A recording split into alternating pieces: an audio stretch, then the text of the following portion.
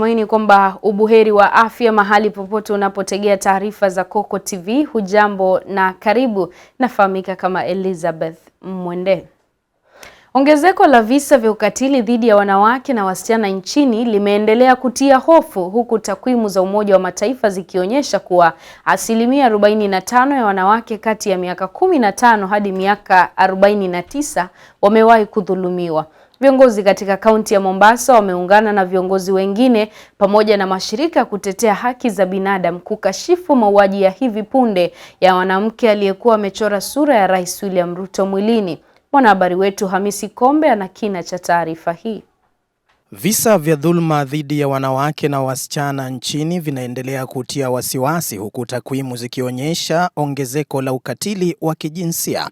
Kwa mujibu wa Umoja wa Mataifa, 45% ya wanawake wenye umri kati ya miaka 15 hadi 49 humu nchini wamewahi kukumbwa na ukatili wa kimwili, huku 14% wakifanyiwa ukatili wa kingono. Kutokana na hali hiyo, tume ya kutetea haki za kibinadamu nchini Kenya National Commission on Human Rights imeonya kuhusu ongezeko la mauaji ya wanawake, huku mamia wakidaiwa kuuawa na wapenzi wao, watu wa familia au watu wanaowafahamu. We have seen recently a woman from this country who was called Rachel Wandeto was killed on the allegation of her putting a tattoo of the current president in Kenya. And for us women human rights defenders, what we stand for is that women also have their own political rights to stand and to believe in whichever political party they believe in. Wakirejelea mauaji ya mwanamuziki Rachel Wandeto aliyefariki baada ya kumwagiwa tindikali, viongozi mjini Mombasa wamekemea visa sawia na hivyo, wakitaka wahusika wakamatwe na kufikishwa mahakamani. Viongozi hao walizungumza katika hafla moja eneo la Bombolulu, wakisisitiza kuwa ukatili dhidi ya wanawake ni sharti ukomeshwe katika kila eneo la taifa hili.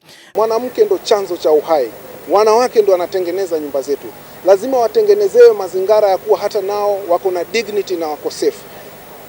Masuala ya kupigana na wanawake na kuua wanawake ni masuala ambayo ni ya kitaidi na masuala ya kitambo. Mimi kama kiongozi wa leo ningependa jamii yetu embrace wanawake, wale ambao wanaua wasichana wetu. Hakuna kisa chochote ambacho kina sababu cha kifo. Hufai kuua msichana ama mtu yote kwa sababu mambo yoyote. Viongozi hao pia wamesema vijana wakishirikishwa katika masuala ya kuwawezesha itasaidia sana kukabiliana na ukatili huu.